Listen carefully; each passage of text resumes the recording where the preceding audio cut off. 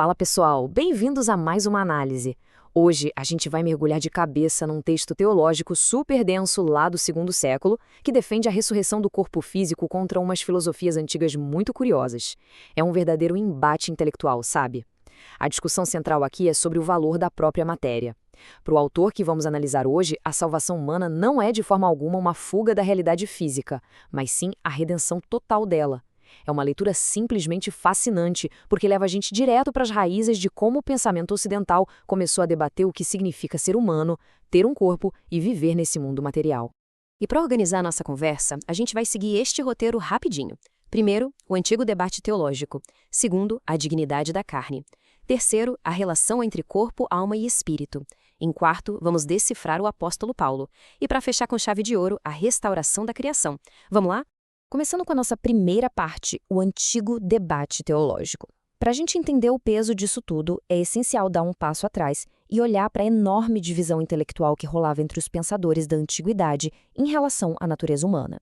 E aqui a gente consegue visualizar bem esse choque de ideias. De um lado, tínhamos grupos rivais que diziam que o mundo físico era tipo uma ilusão ou até uma armadilha corrupta. Do outro lado, a visão do nosso autor, batendo na tecla de que a matéria física é, na verdade, uma criação super digna e totalmente ligada à salvação. Esses dualistas antigos rejeitavam qualquer ação divina que envolvesse a carne, porque achavam que o espírito precisava fugir dessa espécie de prisão material.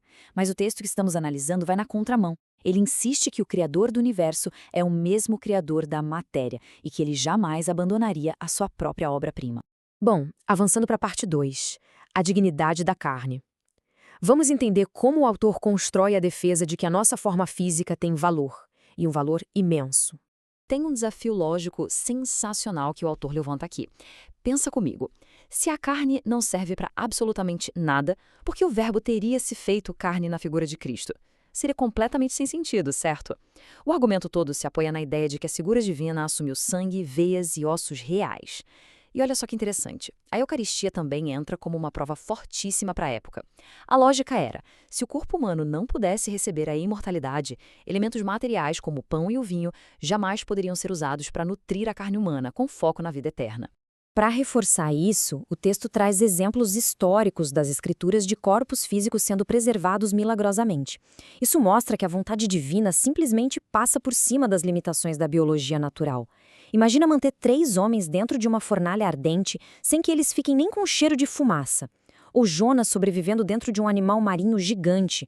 A ideia aqui é que, se o divino pode fazer tudo isso, estender a vida do corpo para a eternidade é só uma consequência natural desse mesmo poder. A natureza criada nunca é mais forte que a vontade de quem a criou. O autor usa essa metáfora maravilhosa para apontar uma baita contradição. É tipo segurar uma esponja encharcada ou uma tocha pegando fogo e dizer que a esponja não consegue segurar a água e a tocha não consegue manter a chama. Chega a ser cômico, né? Pessoas vivas e respirando, afirmando que seus próprios corpos não têm a capacidade de conter a vida divina. O argumento é bem direto. Se a nossa carne já prova que consegue abrigar a vida biológica neste exato segundo, o que a impediria de abrigar uma vida muito mais poderosa no futuro? Indo agora para a parte 3, corpo, alma e espírito. Para levar essa discussão ainda mais longe, a gente precisa definir o que exatamente faz de alguém um ser humano perfeito na visão dessa teologia antiga.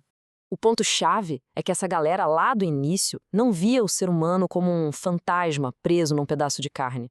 Longe disso, eles enxergavam um sistema complexo e totalmente integrado de 3 partes. A perfeição humana não rola quando a alma finalmente se livra do corpo.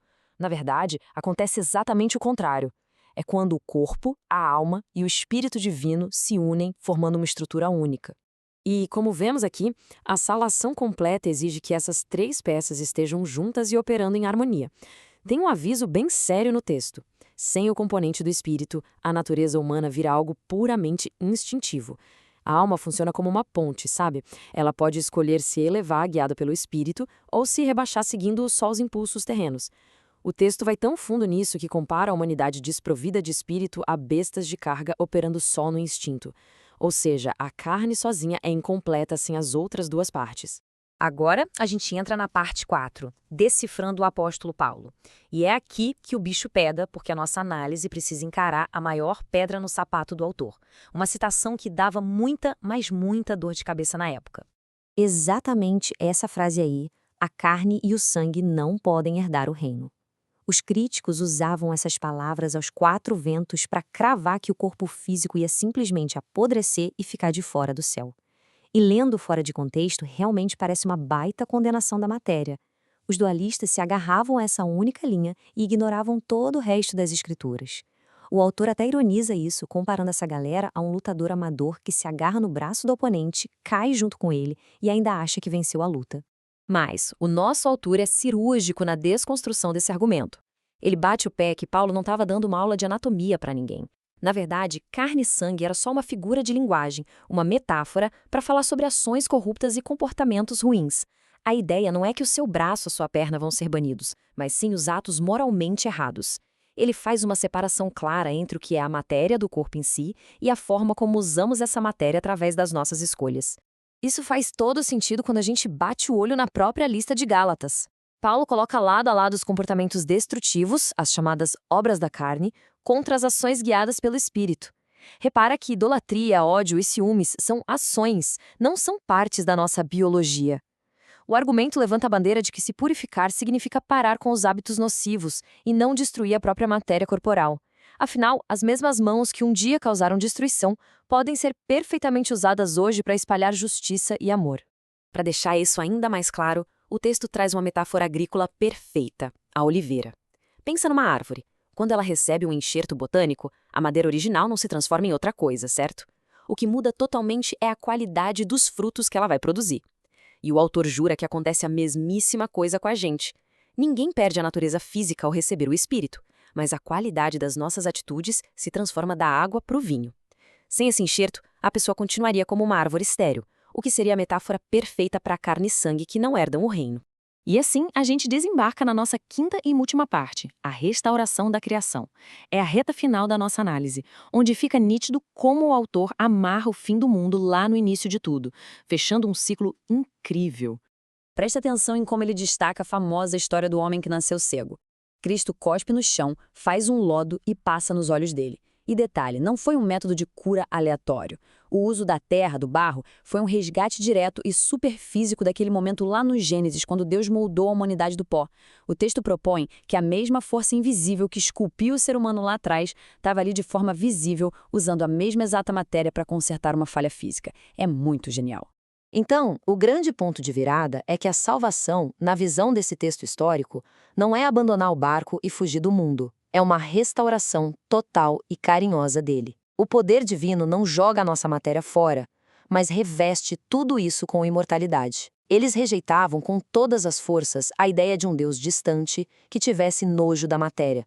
Pelo contrário, tudo que foi feito pelas mãos do Criador tem um valor absurdo e carrega a promessa de ser preservado para sempre. Para amarrar essa análise, fica impossível não pensar em como essa defesa milenar da matéria ainda mexe com a gente hoje. A sociedade atual debate sem parar o valor do corpo versus a mente. É só olhar para o avanço da inteligência artificial, o transhumanismo.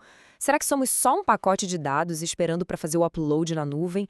Ou será que a nossa existência tangível, de carne e osso, tem uma dignidade que não dá para substituir? O que a gente percebe hoje é que a busca para entender o nosso lado físico é, com certeza, uma das discussões mais longas e fascinantes de toda a nossa história. Fica aí a reflexão para a gente pensar.